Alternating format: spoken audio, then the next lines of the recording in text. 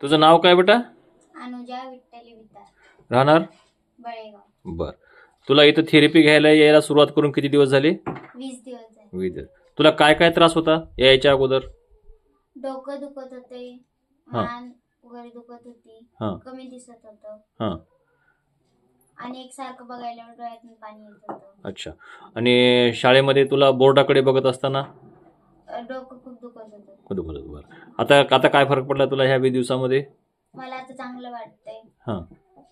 डोळ्यातून पाणी ते येत नाही. येत नाही. बरं. डोकं दुखते का आता? नाही. आणि बोर्डाकडे बघताना वगैरे असं काही अक्षराकडे बघताना काय वाटते का? नाही. एकंदरीत सगळ्या गोष्टी तुला चांगल्या झाल्यात? हां. हां. ठीक आहे. बरं. आणि तुला केव्हापासून झाला होता हे आजार? मला हां 2-4 महिने झाले. झाले. त्याच्या अगोदर तू कुठं कुठं दाखवलं होतं? मी हां. नांदेडला आणि उदगीर आणि हैदराबाद. हैदराबादला पण दाखवलं होते. डॉक्टर काय म्हणले होते हैदराबादचे? ते डोळ्यामागचे पडदे कमजोर आहेत म्हणले होते. नसांचा काय प्रॉब्लेम सांगले होते?